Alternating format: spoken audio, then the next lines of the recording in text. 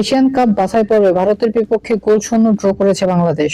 মঙ্গলবার 7:30টায় শিলংয়ের জওহরলাল নেহরু স্টেডিয়ামে অনুষ্ঠিত হয় উত্তেজনাপূর্ণ একটি ম্যাচ। খেলা শুরুতেই রোমাঞ্চকর। ভারতের গোলকিপার বিশাল কৈত্যের ভুলে বল চলে আসে বাংলাদেশের ফরওয়ার্ড জনির সামনে। মাত্র কয়েক গজ দূর থেকে শট নিলেও তা যায় সাইড নেটে। স্বপ্নভঙ্গ হয় লাল সবুজ শিবিরের। প্রথমার্ধে একের পর এক সুযোগ পায় রাকিব, ইমন, জনি, কিন্তু ভারতের ডিফেন্ডার ও গোলকিপার বারবার বাধা দাঁড়ায়। বিশালের আরেকটি ভুল হৃদয়েও পেয়েছিল সুযোগ, তবে ভারতীয় ডিফেন্ডার সুভাশিস তা ঠেকিয়ে দেন দৃঢ়তায়। 18 মিনিটে রাকিবের কাটব্যাক শট নিতে পারেননি কেউই। মুরসালিনের ক্রস নেটে ইমনের হেড ছিল লক্ষ্যভ্রষ্ট। এদিকে চোখ পেয়ে মাঠ ছাড়েন অধিনায়ক তপু। তার বদলি হিসাবে মাঠে নামেন রহমত।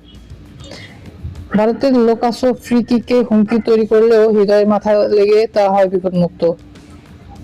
দুর্দান্ত হেড লাইনে থেকে ক্লিয়ার করেন শাকিল। বিরতির পর আগের পর বড় একটি সুযোগ হাতছাড়া করেন জনি।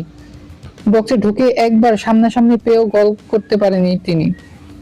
বিরতি হয়ে যায় দুই দল গোল শূন্য সমতায়। দ্বিতীয়ার্ধের শুরুতেই মাঠে জ্বলে ওঠেন হামজা।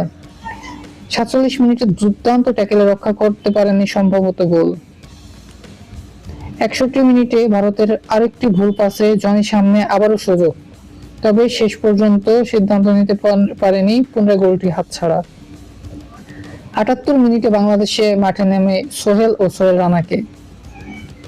ম্যাচে একেবারে শেষ দিকে বদলি খেলোয়াড় ফয়সাল দুর্দান্ত একটা শট নেন, কিন্তু ভারতের গোলকিপার আবারও ঠেকিয়ে দেন।